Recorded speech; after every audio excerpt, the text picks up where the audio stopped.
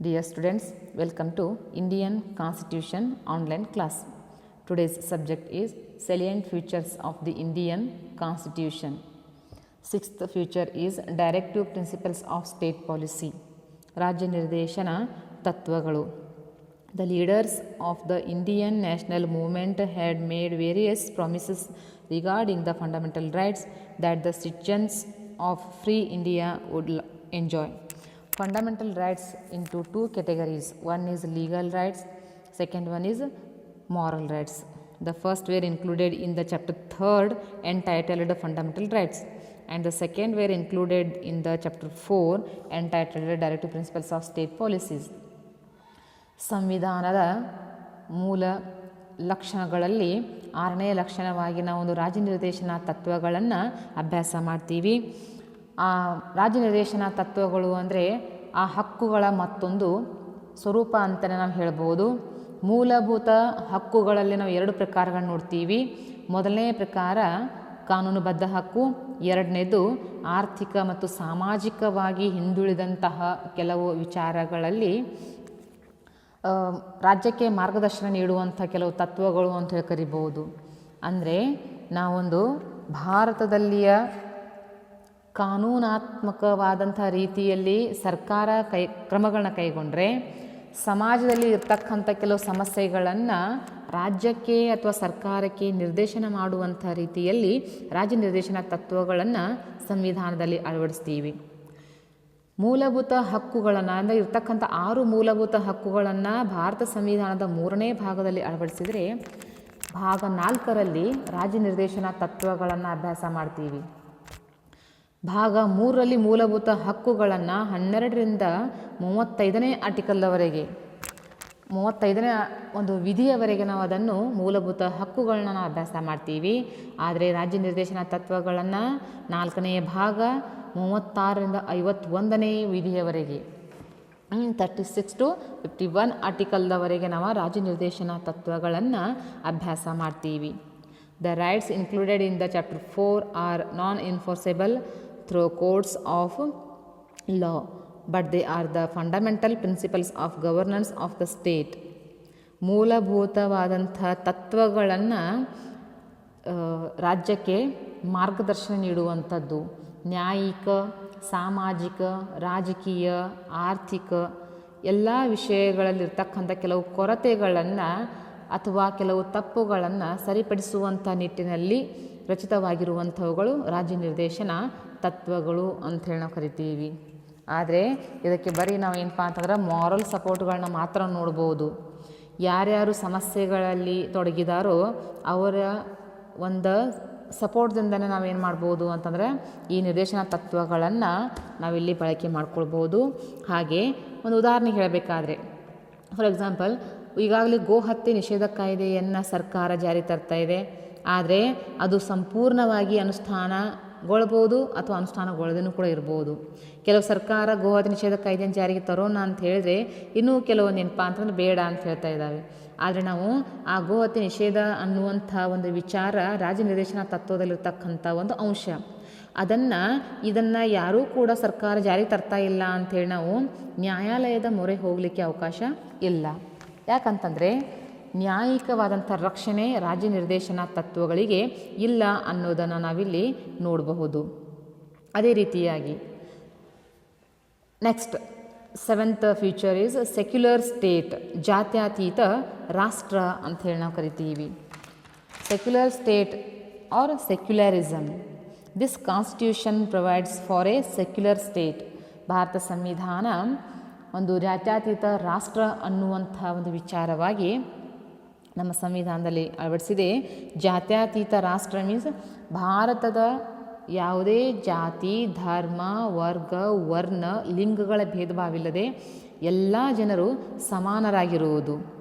ಸಮಾನರಾಗಿರುವುದು ಅಂದರೆ ಇಲ್ಲಿ ಯಾವುದೇ ಧರ್ಮದ ಕಡೆಗೆ ಅತಿಯಾದ ನಂಬಿಕೆ, ಅತಿಯಾದ ಒಂದು ಬೆಂಬಲವನ್ನು ಕೊಡದೆ ನಾವೆಲ್ಲರೂ ಒಂದೇ ಅನ್ನುವಂಥ ಭಾವನೆಯನ್ನು ವ್ಯಕ್ತಪಡಿಸುವಂಥದ್ದು. All religions are equal on the line of ಸರ್ವಧರ್ಮ ಸಮಭಾವ. ಸರ್ವಧರ್ಮ ಸಮಭಾವನೆ ಅನ್ನುವಂಥ ರೀತಿಯಲ್ಲಿ ನಾವು ವರ್ತಿಸಬೇಕಾಗ್ತದೆ.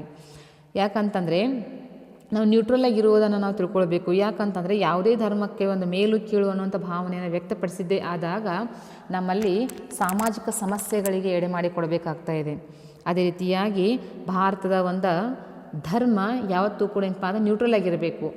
ನಿಮ್ಮ ಧರ್ಮ ನೀವು ಆಚರಣೆ ಮಾಡ್ತೀರಾ, ನಮ್ಮ ಧರ್ಮ ನಾವು ಆಚರಣೆ ಮಾಡ್ತೀವಿ ಅನ್ನುವಂಥ ವಿಚಾರದಲ್ಲಿ ಅಂದರೆ ನ್ಯೂಟ್ರಲ್ ಆಗಿರುವುದು, ತಟಸ್ಥವಾಗಿರುವುದು, ನಿರ್ಲಿಪ್ತವಾಗಿರುವುದು ಅಂತ ಕರಿತೀವಿ. ಯಾವುದೇ ಧರ್ಮದ ಕಡೆಗೆ ವಾಲದೆ ನಾವೆಲ್ಲ ಧರ್ಮಕ್ಕೂ ಕೂಡ ಸಮಾನ ಪ್ರಾತಿನಿಧಿತ್ವವನ್ನು ಕೊಡ್ತಾ ಬಂದ್ವಿ ಅಂದರೆ ಅಲ್ಲಿ ಜಾತ್ಯತೀತ ರಾಷ್ಟ್ರ ಅನ್ನೋದು ನಿರ್ಮಾಣ ಆಗೇ ಆಗ್ತಾ ಇದೆ. ಅದನ್ನು ನಾವು ಸಂವಿಧಾನದ ಒಂದು ಪೂರ್ವ ಪೀಠಿಕೆಯಲ್ಲಿ ನಾವು ಸೇರ್ಪಡೆ ಮಾಡ್ತೀವಿ. ಸೆಕ್ಯುಲರ್ ಸ್ಟೇಟ್ ಅನ್ನುವಂಥದ್ದನ್ನು ಪೂರ್ವ ಪೀಠಿಕೆಯಲ್ಲಿ ನಾವು ಸೇರ್ಪಡೆ ಮಾಡ್ತೀವಿ. ಇದರ ಜೊತೆಗೆ ನಾವಿಲ್ಲಿ ಭಾರತ ಸಂವಿಧಾನದ ಪೂರ್ವ ಪೀಠಿಕೆಯಲ್ಲಿ ಜಾತ್ಯತೀತ ರಾಷ್ಟ್ರವನ್ನು ನಾವಲ್ಲಿ ಅಳವಡಿಸಿದ್ದೀವಿ. Next 8th one is judicial review, ನ್ಯಾಯಿಕ ವಿಮರ್ಶೆ ಅಥವಾ ನ್ಯಾಯಾಂಗೀಯ ಮರುಪರಿಶೀಲನೆ ಅಂಥೇಳಿ ನಾವು ಕರಿತೀವಿ. Judicial review means the power of judiciary to declare law as unconstitutional and to interpret provisions of ordinary laws enacted by legislatures is called judicial review. ನ್ಯಾಯಿಕ ವಿಮರ್ಶೆ ಅನ್ನುವಂಥ ವಿಚಾರದಲ್ಲಿ ನಾವು ಏನನ್ನು ಅಭ್ಯಾಸ ಮಾಡ್ತೀವಿ ಅಂತಂದರೆ, ನ್ಯಾಯಾಂಗೀಯ ಮರುಪರಿಶೀಲನೆ ಅನ್ನುವಂಥದ್ದನ್ನು ಯಾಕೆ ಇಟ್ಟಿದ್ದೀವಿ ಅಂತಂದರೆ, ಸಂವಿಧಾನದ ರಕ್ಷಕನಾಗಿ ಇಲ್ಲಿ ನ್ಯಾಯಾಲಯ ಇದೆ. ಶಾಸಕಾಂಗ ಮತ್ತು ಕಾರ್ಯಾಂಗ ಎರಡು ಶಾಸನ ರಚನೆ ಮಾಡುವಂತಹ ಅಂಗಗಳು. ಶಾಸಕಾಂಗ ಶಾಸನ ರಚನೆ ಮಾಡಿದರೆ ಕಾರ್ಯಾಂಗ ಅವುಗಳನ್ನು ಕಾರ್ಯರೂಪಕ್ಕೆ ತರುವಂಥ ಒಂದು ಕೆಲಸವನ್ನು ಮಾಡ್ತಾ ಇದೆ. ಹಾಗೆ ಇಲ್ಲಿ ಒಂದು ನ್ಯಾಯಿಕವಾಗಿ ಒಂದು ರೀತಿಯಲ್ಲಿ ನಾವೊಂದು ಅದಕ್ಕೆ ರಕ್ಷಣೆ ಕೊಡಬೇಕಾದ್ರೆ ಯಾವ ರೀತಿ ಕೊಡ್ತೀವಿ ಅಂತಂದರೆ, ಶಾಸಕಾಂಗ ಸಂವಿಧಾನಾತ್ಮಕ ಚೌಕಟ್ಟಿನಲ್ಲಿ ಶಾಸನಗಳನ್ನು ರೂಪಿಸಬೇಕು. ಅದೇ ರೀತಿಯಾಗಿ ಶಾಸಕಾಂಗ ಸಂವಿಧಾನದ ವಿರುದ್ಧವಾಗಿ ಕೆಲವು ನಿಯಮಗಳನ್ನು ಜಾರಿಗೆ ತಂತು ಅಥವಾ ಕೆಲವು ಯೋಜನೆಗಳನ್ನು ಹಮ್ಮಿಕೊಂಡಿತ್ತು ಅಂದರೆ ಆ ಯೋಜನೆಗಳು ಪಾಸ್ ಮಾಡುವ ಮುನ್ನ ನ್ಯಾಯಾಲಯ ಅದನ್ನು ಮರುಪರಿಶೀಲನೆ ಮಾಡ್ತಾ ಇದೆ. ಏನು ಮಾಡ್ತಾ ಇದೆ ಮರುಪರಿಶೀಲನೆ ಅಂತಂದರೆ, ಅದು ಸಂವಿಧಾನದ ಚೌಕಟ್ಟಿನಲ್ಲಿ ಆ ಶಾಸನ ಇದೆಯೋ ಅಥವಾ ಇಲ್ವೋ ಅನ್ನೋದನ್ನು ಪರಿಶೀಲನೆ ಮಾಡ್ತಾ ಇದೆ. ಒಂದು ವೇಳೆ ಆ ಶಾಸನ ಸಂವಿಧಾನ ಬಾಹಿರವಾಗಿತ್ತು ಅಥವಾ ಸಂವಿಧಾನದ ನಿಯಮಗಳನ್ನು ಉಲ್ಲಂಘನೆ ಮಾಡುವುದಾಗಿತ್ತು ಅಂದರೆ ಅದನ್ನು ನಾವೇನು ಮಾಡ್ತೀವಿ, ಸಂವಿಧಾನ ಬಾಹಿರ ಅಂಥೇಳಿ ನಾವು ಅದನ್ನು ಘೋಷಿಸಿ ಅದನ್ನು ರದ್ದುಪಡಿಸುವಂಥ ಅಧಿಕಾರ ಭಾರತದ ನ್ಯಾಯಾಲಯ ವ್ಯವಸ್ಥೆಗಿದೆ. ಅದಕ್ಕಾಗಿ ನಾವು ಅದಕ್ಕೇನಂತ ಕರಿತೀವಿ ಅಂದರೆ, ಇಲ್ಲಿ judiciary acts as A guardian of the constitution. Bharat ಸಂವಿಧಾನದ ರಕ್ಷಾ ಕವಚದಂತೆ ನ್ಯಾಯಾಲಯ ಇದೆ ಅನ್ನೋದನ್ನು ನಾವು ಅಭ್ಯಾಸ ಮಾಡ್ತೀವಿ. ಕಾರಣ, ಯಾವುದೇ ಅಸಂವಿಧಾನಿಕ ನಿಯಮಗಳನ್ನು ಜಾರಿಗೆ ತರುವುದಕ್ಕೆ ಬಿಡೋದಿಲ್ಲ. ಇದರರ್ಥ ಕಾನೂನಾಗುವ ಮುನ್ನ ಶಾಸನ ರಚನಾ ವಿಧಾನದಲ್ಲೇ ಅದನ್ನು ತಿದ್ದುಪಡಿಗೊಳಿಸುವ ಅಥವಾ ತೆಗೆದುಹಾಕುವಂಥ ವಿಚಾರವನ್ನು ನಾವು ನೋಡ್ತೀವಿ. ಅದನ್ನು ತುಂಬ ಮುಖ್ಯವಾಗಿ ನಾವು ಭಾರತ ಸಂವಿಧಾನದ ಒಂದು ಲಕ್ಷಣದಲ್ಲಿ ನಾವು ಅಳವಡಿಸಿದ್ದೀವಿ. ಇದರ ಅರ್ಥ ಏನು ಅಂತಂದರೆ, ಭಾರತ ಸಂವಿಧಾನದ ಎಲ್ಲ ನಿಯಮಗಳು ಎಲ್ಲರ ಒಂದು ಶಾಸನ ರಚನೆ ಮಾಡುವಂಥ ಸಂದರ್ಭದಲ್ಲಿ ಪ್ರತ್ಯೇಕವಾಗಿರಬೇಕು. ಇದರರ್ಥ ನ್ಯಾಯಿಕ ವಿಮರ್ಶೆ ಅಂಥೇಳಿ ನಾವು ಕರಿಬೇಕಾದ್ರೆ ಸಂವಿಧಾನದ ಚೌಕಟ್ಟಿನಲ್ಲೇ ಎಲ್ಲವೂ ಇರಬೇಕು. ಈಗಾಗಲೇ ಅಂತೀವಿ ನಾವು, ಭಾರತದ ಒಬ್ಬ ಪ್ರಥಮ ಪ್ರಜೆ ಅಂಥೇಳಿ ನಾವು ರಾಷ್ಟ್ರಪತಿಗೆ ಹೇಳ್ತೀವಿ. ಆದರೆ ಆ ರಾಷ್ಟ್ರಪತಿಯು ಕೂಡ ಸಂವಿಧಾನದ ಚೌಕಟ್ಟಿನಲ್ಲೇ ಅಧಿಕಾರ ಚಲಾಯಿಸಬೇಕು. ಸಂವಿಧಾನ ಹಾಕಿಕೊಟ್ಟಂಥ ಮಾರ್ಗದರ್ಶನದಲ್ಲೇ ಅದು ಅಧಿಕಾರ ಚಲಾಯಿಸಬೇಕಾಗ್ತಾ ಇದೆ. ಹಾಗಾಗಿ ಇಲ್ಲಿ ಯಾರೂ ಸ್ವತಂತ್ರರಲ್ಲ. ಸಂವಿಧಾನ ಸರ್ವಶ್ರೇಷ್ಠವಾದಂಥ ಕಾನೂನು. ಸಂವಿಧಾನದ ಅಡಿಯಲ್ಲೇ ರಾಷ್ಟ್ರದಲ್ಲಿ ನಾವೆಲ್ಲರೂ ಅಧಿಕಾರ ಮತ್ತು ಕಾರ್ಯಗಳನ್ನು ನಡೆಸಬೇಕಾಗ್ತಾ ಇದೆ ಅನ್ನೋದನ್ನು ನಾವಿಲ್ಲಿ ತಿಳ್ಕೊಳ್ಬೇಕಾಗ್ತಾ ಇದೆ. Next, judiciary protects the rights and freedoms of the Indian citizens. ಬರೀ ನ್ಯಾಯಾಲಯ ಅನ್ನೋದು ತಪ್ಪು ಮಾಡಿದಂಥವ್ರು ಶಿಕ್ಷೆ ಕೊಡ್ತಾ ಇದೆ, ಅವರನ್ನು ಜೈಲಿಗೆ ಹಾಕ್ತಾ ಇದೆ ಅನ್ನೋದು ಮಾತ್ರ ಅಲ್ಲ, ಇಲ್ಲಿ ಪ್ರಜೆಗಳ ಹಕ್ಕು ಮತ್ತು ಸ್ವತಂತ್ರದ ರಕ್ಷಣೆಯನ್ನು ಕೂಡ ನ್ಯಾಯಾಲಯ ವ್ಯವಸ್ಥೆ ಮಾಡ್ತಾ ಇದೆ. ಹಾಗಾದರೆ ನ್ಯಾಯಾಂಗ ಅನ್ನೋದು ಪ್ರಜೆಗಳಿಗೆ ಮೂಲಭೂತ ಹಕ್ಕುಗಳನ್ನು ರಕ್ಷಣೆ ಮಾಡ್ತಾ ಇದೆ, ಸ್ವತಂತ್ರವನ್ನು ಕೊಡ್ತಾ ಇದೆ, ಜೊತೆಗೆ ಸರ್ಕಾರಕ್ಕೂ ಕೂಡ ಕೆಲವು ನಿರ್ದೇಶನಗಳು ನೀಡ್ತಾ ಇದೆ. ಸಂವಿಧಾನದ ರಕ್ಷಣೆಯನ್ನು ಕೂಡ ಈ ನ್ಯಾಯಾಂಗ ವ್ಯವಸ್ಥೆ ಇಲ್ಲಿ ಮಾಡ್ತಾ ಇದೆ ಅನ್ನೋದನ್ನು ನಾವು ಅಭ್ಯಾಸ ಮಾಡ್ತೀವಿ. ಅದೇ ನ್ಯಾಯಿಕ ವಿಮರ್ಶೆ. ನ್ಯಾಯಿಕ ವಿಮರ್ಶೆ ಅಂತಂದರೆ ಅಸಂವಿಧಾನಿಕ ನಿಯಮಗಳು ಜಾರಿಗೆ ಬರುವಂಥ ನಿಟ್ಟಿನಲ್ಲಿ ಅವುಗಳನ್ನು ರದ್ದುಪಡಿಸುವಂಥ ಒಂದು ವಿಧಾನ. ಅಂದರೆ ಒಟ್ಟಿನಲ್ಲಿ ಸಂವಿಧಾನದ ಚೌಕಟ್ಟಿನಲ್ಲೇ ಇರುವಂಥ ನಿಯಮಗಳನ್ನು ಜಾರಿಗೆ ತರುವಂಥ ಒಂದು ವಿಧಾನ ಅಂತೇಳಿ ನಾವು ಕರಿತೀವಿ. Next one, 9th feature is parliamentary government system. ಸಂಸದೀಯ ಸರ್ಕಾರ ಪದ್ಧತಿ ಅಂತ ಹೇಳಿ ನಾವು ಕರಿತೀವಿ. ಪಾರ್ಲಿಮೆಂಟರಿ ಫಾರ್ಮ್ ಆಫ್ ಗೌರ್ಮೆಂಟ್ ಅಂತಂದರೆ ಇಲ್ಲಿ ಸಂಸತ್ತನ್ನು ಒಳಗೊಂಡಂಥ ಸರ್ಕಾರ ಅಂಥೇಳಿ ನಾವು ಇಲ್ಲಿ ಕರಿಬಹುದು. A parliamentary form of government is that in which the executive is responsible to the legislature. ಸಂಸದೀಯ ಸರ್ಕಾರ ಪದ್ಧತಿಯಲ್ಲಿ ಇದು ತುಂಬ ಇಂಪಾರ್ಟೆಂಟ್. ಕಾರ್ಯಾಂಗವು ಯಾವತ್ತಿಗೂ ಕೂಡ ಶಾಸಕಾಂಗಕ್ಕೆ ಜವಾಬ್ದಾರಿಯಾಗಿರ್ತಾ ಇದೆ. ಯಾಕೆ ಜವಾಬ್ದಾರಿಯಾಗಿರ್ತಾ ಇದೆ ಅಂದರೆ ಶಾಸನ ರಚನೆ ಮಾಡುವುದು ಶಾಸಕಾಂಗ ಆದರೆ ಅದನ್ನು ಕಾರ್ಯರೂಪಕ್ಕೆ ತರುವುದು ಕಾರ್ಯಾಂಗ. ಹಾಗಾಗಿ ಶಾಸಕಾಂಗ ಕಾರ್ಯಾಂಗ ಒಂದು ಮತ್ತೊಂದರ ಮೇಲೆ ಡಿಪೆಂಡ್ ಆಗಿದ್ದುಕೊಂಡು ಅಧಿಕಾರ ನಡೆಸುವಂಥದ್ದು. The executive of India has 2 divisions. One is the nominal and the other is real executive. ನೋಡಿರಿ, ಭಾರತ ಸಂವಿಧಾನದ ಸಂಸದೀಯ ಸರ್ಕಾರ ಪದ್ಧತಿ ಅನ್ನೋದು ತುಂಬ ಮಹತ್ವಪೂರ್ಣವಾದಂಥ ಲಕ್ಷಣ ಅಂತ ಕರಿತೀವಿ, ಸರ್ಕಾರದ ಒಂದು ಪ್ರಕಾರ. ಹಾಗಾದರೆ ಸಂಸದೀಯ ಸರ್ಕಾರ ಅಂತಂದರೆ ಏನಿಲ್ಲಿ 2 ರೀತಿಯ ಒಂದು ಕಾರ್ಯಾಂಗವನ್ನು 2 ಹಂತದಲ್ಲಿ ನಾವು ವಿಂಗಡಣೆ ಮಾಡ್ತೀವಿ. ಒನ್ ಈಸ್ ನಾಮಿನಲ್ ಎಕ್ಸಿಕ್ಯೂಟಿವ್, ಅಂದರೆ ಇಲ್ಲಿ ನಾಮಮಾತ್ರ ಕಾರ್ಯಾಂಗ ಅಂತ ಹೇಳಿ ನಾವು ಕರಿತೀವಿ. Second one is real executive, ಅಂದರೆ ನೈಜ ಕಾರ್ಯಾಂಗ. ನಾಮಮಾತ್ರ ಮತ್ತು ನೈಜ ಕಾರ್ಯಾಂಗಗಳ ಮೂಲಕ ಸಂಸದೀಯ ಸರ್ಕಾರ ಪದ್ಧತಿ ಇಲ್ಲಿ ಅಧಿಕಾರವನ್ನು ಚಲಾಯಿಸ್ತಾ ಇದೆ. The nominal executive is the president of India. He is elected by an electoral college for A period of 5 years. ಅಂದರೆ ಭಾರತ ಸಂವಿಧಾನದ ಒಂದು ನಾಮಮಾತ್ರ ಕಾರ್ಯಾಂಗ, ಸಂಸದೀಯ ಸರ್ಕಾರ ಪದ್ಧತಿಯಲ್ಲಿ ನಾಮಮಾತ್ರ ಕಾರ್ಯಾಂಗ ಅನ್ನುವಂಥ ವಿಚಾರದಲ್ಲಿ ನಾಮಮಾತ್ರ ಕಾರ್ಯಾಂಗದ ಮುಖ್ಯಸ್ಥರು ಯಾರಾಗಿರ್ತಾ ಇದ್ದಾರೋ ಅಂತಂದರೆ ಭಾರತದ ರಾಷ್ಟ್ರಪತಿಗಳು. ಆ ಭಾರತದ ರಾಷ್ಟ್ರಪತಿಗಳು ನಾಮಮಾತ್ರ ಕಾರ್ಯಾಂಗದ ಮುಖ್ಯಸ್ಥರು ಆಗಿದ್ದು ಅವರು ಹೆಸರಿಗೆ ಮಾತ್ರ ಮುಖ್ಯಸ್ಥರು, ಬರೀ ಸೈನಿಂಗ್ ಅಥಾರಿಟಿಯನ್ನು ಮಾತ್ರ ಅವ್ರನ್ನ ನೀಡಲಾಗಿರ್ತದೆ. ನಿಜವಾದ ಅಧಿಕಾರ ಇಲ್ಲಿ ಬೇರೆಯವರೇ ಚಲಾಯಿಸುವಂಥದ್ದು. ಹಾಗಾದರೆ ಆ ರಾಷ್ಟ್ರಪತಿಯವರನ್ನು ನೇಮಕ ಮಾಡುವಂಥ ವಿಧಾನ ಯಾವುದು ಅಂದರೆ ಇಲ್ಲಿ ಎಲೆಕ್ಟ್ರಲ್ ಕಾಲೇಜ್ಗಳ ಮೂಲಕ, ಅಂದರೆ ಚುನಾವಣಾ ಕಾಲೇಜಿನ ಮೂಲಕ ಅಥವಾ ಚುನಾವಣಾ ಸಮುದಾಯ ಅಂತ ಅನ್ಬೋದು. ಅಂದರೆ ಇಲ್ಲಿ ಕೇಂದ್ರ ಶಾಸಕಾಂಗದ ಮೇಲ್ಮನೆ, ಕೆಳಮನೆ ಮತ್ತು ಎಲ್ಲ ರಾಜ್ಯಗಳ ಕೆಳಮನೆ ಕೂಡಿಕೊಂಡು ಒಂದು ಎಲೆಕ್ಟ್ರಲ್ ಕಾಲೇಜ್ ಅನ್ನೋದನ್ನು ರಚನೆ ಮಾಡಿ ಅದರ ಮೂಲಕ ಭಾರತದ ರಾಷ್ಟ್ರಪತಿಗಳನ್ನು ನೇಮಕ ಮಾಡ್ತಾ ಇದ್ದಾರೆ. ಇವರು ನಾಮಿನಲ್ ಎಕ್ಸಿಕ್ಯೂಟಿವ್ ದ ಹೆಡ್ ಆಗಿರ್ತಾ ಇದ್ದಾರೆ ಅನ್ನೋದ್ರ ಬಗ್ಗೆ ನಾವು ನೋಡ್ತೀವಿ. And the real executive is the prime minister and the council of ministers. ನೋಡ್ರಿ, ನೈಜ ಕಾರ್ಯಾಂಗ ಅನ್ನುವಂಥ ವಿಷಯ. ನಾಮಿನಲ್ ಎಕ್ಸಿಕ್ಯೂಟಿವ್ ಹೆಡ್ ಪ್ರೆಸಿಡೆಂಟ್ ಅವರು. ಇನ್ನು ನೆಕ್ಸ್ಟ್ ಒಂದು ರಿಯಲ್ ಎಕ್ಸಿಕ್ಯೂಟಿವ್ ಹೆಡ್ ಯಾರಾಗಿರ್ತಾ ಇದ್ದಾರಪ್ಪ ಅಂದರೆ ಇಲ್ಲಿ ಪ್ರಧಾನಮಂತ್ರಿ ಮತ್ತು ಮಂತ್ರಿಮಂಡಲ. ಅಂದರೆ ಒಂದು ಕಾರ್ಯಾಂಗ ಅಂದರೆ ಇಲ್ಲಿ 2 ಒಂದು ಭಾಗಗಳಾಗಿ ವಿಂಗಡಿಸಿ, one is nominal, other one is real executive ಅಂತ ಹೇಳಿ ನಾವು ಕರಿತೀವಿ. ನಿಮ್ಮ ಎಕ್ಸಾಮ್ಗಳಿಗೆ ನಿಮಗೆ ಇದು ಇಂಪಾರ್ಟೆಂಟ್ ಆದಂಥ ಒಂದು ಕ್ವಶನ್ಸ್ಗಳು ಇಲ್ಲಿದ್ದಾವೆ. ಏನು ಅಂತಂದ್ರೆ ಪಾರ್ಲಿಮೆಂಟರಿ ಗೌರ್ಮೆಂಟ್ ಸಿಸ್ಟಮ್ದಲ್ಲಿ ಏನು ಅಂತಂದರೆ ಇಲ್ಲಿ ಕಾರ್ಯಾಂಗ ಶಾಸಕಾಂಗಕ್ಕೆ ಜವಾಬ್ದಾರಿಯಾಗಿರ್ತಾ ಇದೆ. ಜೊತೆಗೆ ಇಲ್ಲಿ 2 ರೀತಿಯ ಪ್ರಕಾರಗಳಿದ್ದಾಗ ನಾಮಿನಲ್ ಎಕ್ಸಿಕ್ಯೂಟಿವ್ ದ ಹೆಡ್ ಯಾರು, ನಾಮಿನಲ್ ಅಂದ್ರೆ ನಾಮಮಾತ್ರ ಕಾರ್ಯಾಂಗದ ಮುಖ್ಯಸ್ಥರು ಯಾರು, ನೈಜ ಕಾರ್ಯಾಂಗದ ಮುಖ್ಯಸ್ಥರು ಯಾರು ಅನ್ನುವಂಥ ಒಂದು ಪ್ರಶ್ನೆ ನಿಮಗೆ ಇಲ್ಲಿ ಎಕ್ಸಾಮ್ಗಳಿಗೆ ಇಂಪಾರ್ಟೆಂಟ್ ಆಗಿದೆ. ಅದೇ ರೀತಿಯಾಗಿ ಇಲ್ಲಿ ನಾವು individual responsibility and collective responsibility ಎರಡೂಗಳನ್ನು ನೋಡ್ತಾ ಇದ್ದೀವಿ. ಯಾಕಂತಂದರೆ ಇಲ್ಲಿ ಮುಖ್ಯವಾಗಿ ನಾವು ಒಂದು ಜವಾಬ್ದಾರಿಯನ್ನು ವಹಿಸಿಕೊಳ್ಳುವಂಥವ್ರು ಎಲ್ಲರೂ. ಯಾಕಂತಂದರೆ ಪ್ರಧಾನಮಂತ್ರಿಗೆ ಒಂದು ಅಧಿಕಾರ ಕೊಟ್ಟರೆ ಆಯಾ ಮಿನಿಸ್ಟರ್ಸ್ಗಳಿಗೆ ಅಂದರೆ ಇಲ್ಲಿ ಮಂತ್ರಿಗಳಿಗೆ ಪ್ರತಿಯೊಂದು ಖಾತೆಗಳನ್ನ ಕೊಟ್ಟಿರೋದ್ರಿಂದ ಎಲ್ಲರೂ ವೈಯಕ್ತಿಕ ತಮ್ಮ ಜವಾಬ್ದಾರಿಯಿಂದ ಅಧಿಕಾರವನ್ನು ಚಲಾಯಿಸಬೇಕು. ಜೊತೆಗೆ ಇಲ್ಲಿ ಮತ್ತೊಂದು ಯಾವುದು ಅಂದರೆ ಸಾಮೂಹಿಕ ಜವಾಬ್ದಾರಿನೂ ಕೂಡ ಇದೆ. ಯಾರಾದರೂ ಒಬ್ಬರು ತಪ್ಪು ಮಾಡಿದರೆ ಅಥವಾ ಯಾವುದಾದ್ರೂ ಒಂದು ಕಾನೂನು ತಪ್ಪದಾದರೆ ಇಡೀ ಒಂದು ಸರ್ಕಾರಕ್ಕೆ ಅಲ್ಲಿ ಕೆಟ್ಟ ಹೆಸರು ಬರಬಹುದು. ಅಂದರೆ ಕಾನೂನುಗಳ ತಪ್ಪು ಬಳಕೆಯಿಂದ, ಕಾನೂನುಗಳ ಒಂದು ತಪ್ಪು ರಚನೆಯಿಂದ ಇಡೀ ಸರ್ಕಾರನೇ ಕೊನೆಯಾಗ್ಬೋದು. ಹೀಗಾಗಿ ವೈಯಕ್ತಿಕ ಮತ್ತು ಸಾಮೂಹಿಕ ಹೊಣೆಗಾರಿಕೆ ಎರಡನ್ನೂ ಕೂಡ ನಾವು ಸಂಸದೀಯ ಸರ್ಕಾರ ಪದ್ಧತಿಯಲ್ಲಿ ನಾವು ಇಲ್ಲಿ ಅಭ್ಯಾಸ ಮಾಡ್ತೀವಿ.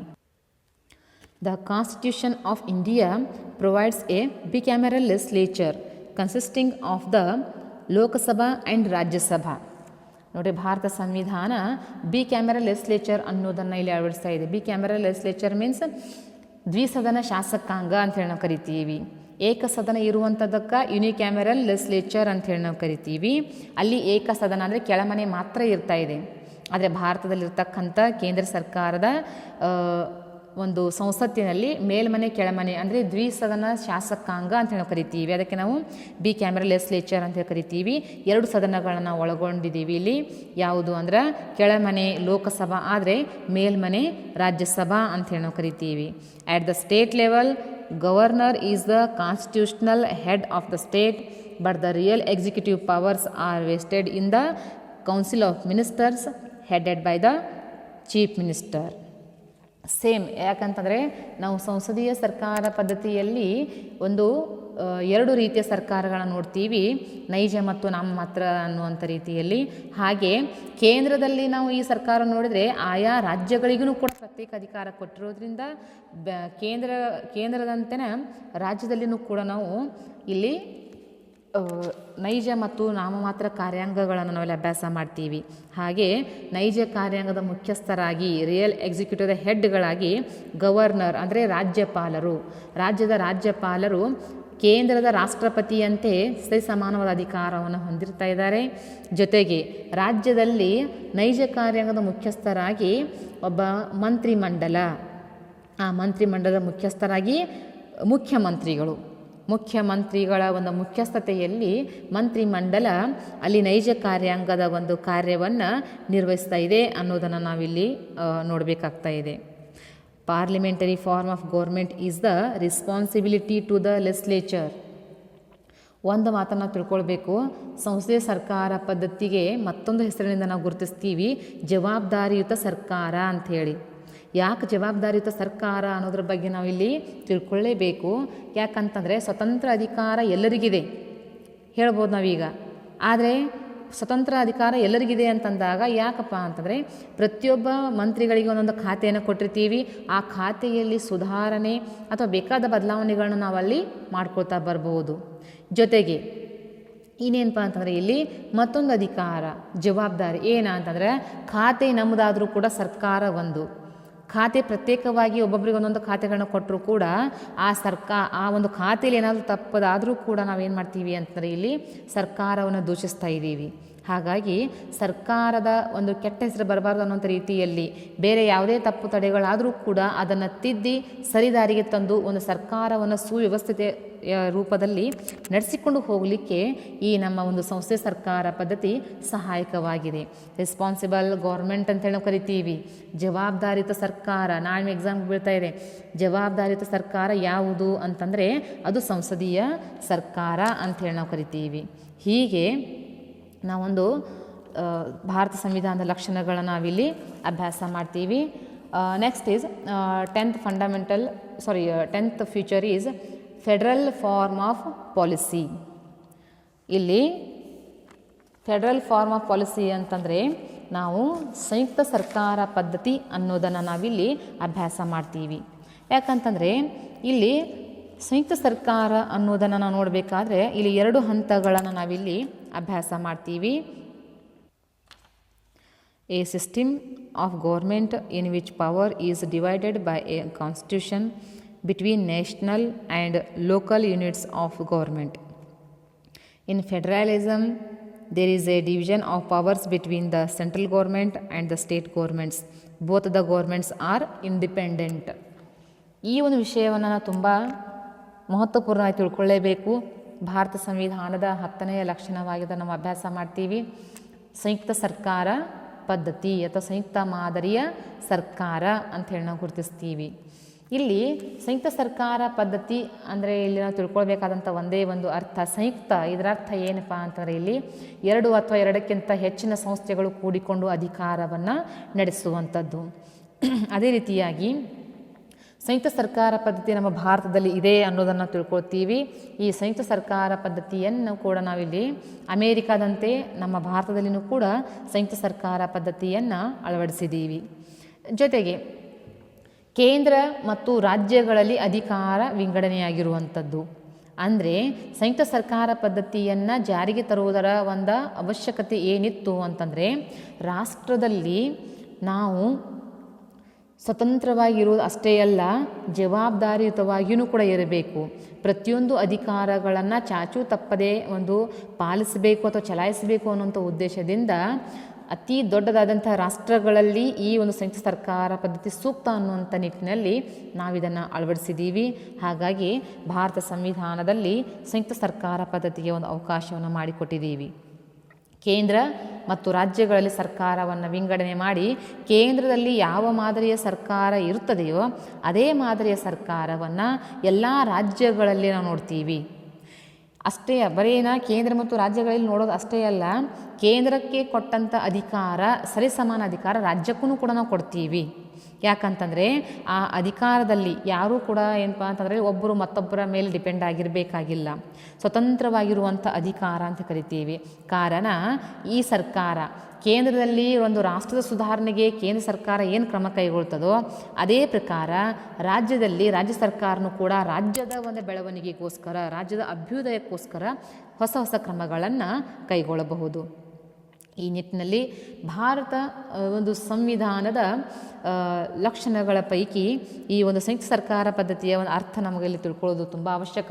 ಯಾಕಂತ ನಾವು ಕೇಂದ್ರ ರಾಜ್ಯಗಳ ಬಗ್ಗೆ ಮಾಹಿತಿ ನಮಗಿಲ್ಲಿ ದೊರೀತಾ ಇದೆ.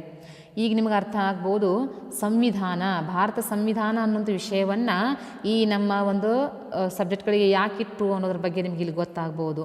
ಯಾಕಂತಂದರೆ ಭಾರತ ಸಂವಿಧಾನದ ಲಕ್ಷಣಗಳನ್ನ ತಿಳ್ಕೊಳ್ತಾ ಹೋದಾಗ ಭಾರತದ ಸಂಪೂರ್ಣ ಮಾಹಿತಿ ನಮಗಿಲ್ಲಿ ದೊರೀತಾ ಇದೆ. ಭಾರತ ಯಾವ ಮಾದರಿಯ ಸರ್ಕಾರ ಪದ್ಧತಿಗಳನ್ನು ಒಳಗೊಂಡಿದೆ ಅನ್ನೋದ್ರ ಬಗ್ಗೆ ಚಿತ್ರಣ ನಾವಿದರಿಂದ ಕಂಡುಕೊಳ್ಳಬಹುದು.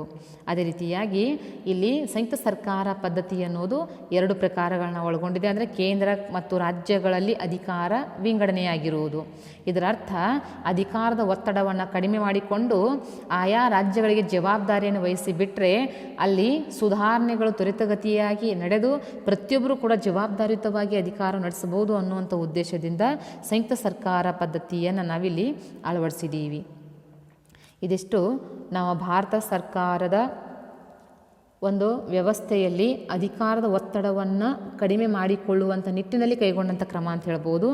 ಇದು ಒಂದು ಸಂವಿಧಾನದ ಲಕ್ಷಣವನ್ನಾಗಿ ಅಳವಡಿಸಿದ್ದೀವಿ. ಸಂಸದೀಯ ಸರ್ಕಾರ ಅಂದರೆ ಅದು ಕೂಡ ಸರ್ಕಾರದ ಒಂದು ಪ್ರಕಾರ. ಅಂದರೆ ಶಾಸನ ರಚನೆ ಮಾಡುವಾಗ ಎಲ್ಲರ ಮೇಲೆ ಜವಾಬ್ದಾರಿಯುತವಾಗಿಯೇ ನಡೆಸಲಿ ಅನ್ನೋ ಕಾರಣಕ್ಕಾಗಿ. ಇನ್ನು ಸಂಯುಕ್ತ ಸರ್ಕಾರ ಅಂದರೆ ಕೇಂದ್ರ ಮತ್ತು ರಾಜ್ಯಗಳಿಗೆ ಅಧಿಕಾರ ವಿಂಗಡಣೆ ಮಾಡಿ ಕೇಂದ್ರದ ಅಧೀನದಲ್ಲಿದ್ದುಕೊಂಡು ಕೆಲವು ಅಧಿಕಾರಗಳನ್ನ ರಾಜ್ಯನೂ ಕೂಡ ಪ್ರತ್ಯೇಕವಾಗಿ ಚಲಾಯಿಸಲಿ ಅನ್ನೋ ಕಾರಣಕ್ಕಾಗಿ. ತಮ್ಮ ರಾಜ್ಯಗಳ ಸುಧಾರಣೆ, ತಮ್ಮ ರಾಜ್ಯಗಳ ಸಮಸ್ಯೆಗಳನ್ನು ಖುದ್ದಾಗಿ ತಾವೂ ಕೂಡ ಬಗೆಹರಿಸಲಿ ಅನ್ನೋ ಕಾರಣಕ್ಕಾಗಿ ಈ ನಾವೊಂದು ಲಕ್ಷಣವನ್ನು ಸಂವಿಧಾನದಲ್ಲಿ ಅಳವಡಿಸಿದ್ದೀವಿ ಅಂತ ಹೇಳ್ಬೋದು. ಇವತ್ತಿನ ಕ್ಲಾಸ್ದಲ್ಲಿ ಇಷ್ಟು ಭಾರತ ಸಂವಿಧಾನದ ಲಕ್ಷಣಗಳನ್ನು ಅಭ್ಯಾಸ ಮಾಡ್ತೀವಿ. Thank you students.